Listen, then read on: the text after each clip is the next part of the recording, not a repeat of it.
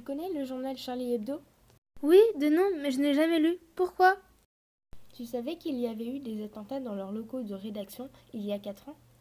Ah bon? Vas-y, je t'écoute. Des attentats se sont déroulés le mercredi 7 janvier 2015 vers 11h30 dans le siège des locaux de Charlie Hebdo situé à Paris. L'attentat a été réalisé par deux frères, les frères Kouachi.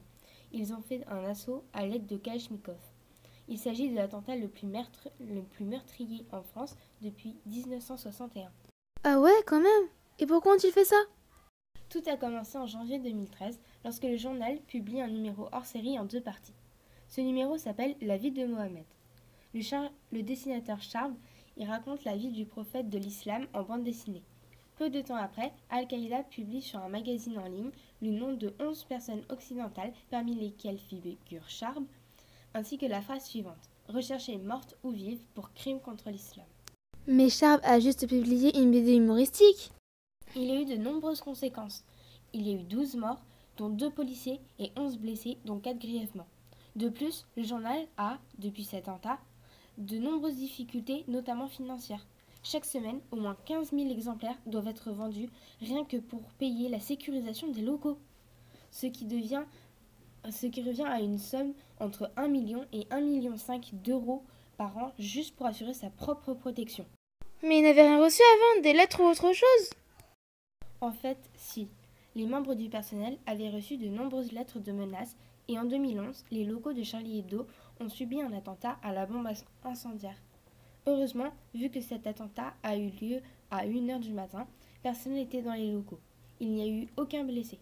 Suite à ça, un agent de police a été affecté à la protection du rédacteur en chef, Stéphane Charbonnier. Malheureusement, ils ont tous les deux été tués dans l'attentat de 2015. Mais s'ils dépensent une telle somme pour leur protection, ils n'arriveront jamais à vivre de leur édition.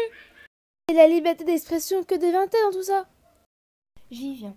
Tu me parles de la liberté d'expression, mais sais-tu au moins ce que c'est?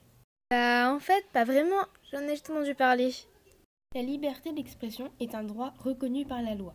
Elle permet à un individu de partager sa façon de penser avec d'autres personnes. On retrouve notamment la liberté d'expression dans les journaux ou autres moyens de communication. Ah, je comprends mieux. Mais y a-t-il des limites à la liberté d'expression? En effet, ce droit a des limites. Il n'autorise pas tout. En France, se moquer d'une religion, d'une idéologie est légal, du moment que l'on ne s'attaque pas à certaines personnes ou communautés. En résumé, on peut s'exprimer sans offenser les autres. C'est ça. Mais Charlie Hebdo a déjà publié ce genre de choses, non? En effet, Charlie Hebdo a souvent été poursuivi en justice pour certains de ses dessins, mais n'a que rarement été condamné. Le journal restait dans les limites de la caricature, même si c'est un peu excessif. Mais c'est la même chose pour les humoristes, certains sont dans l'excès aussi.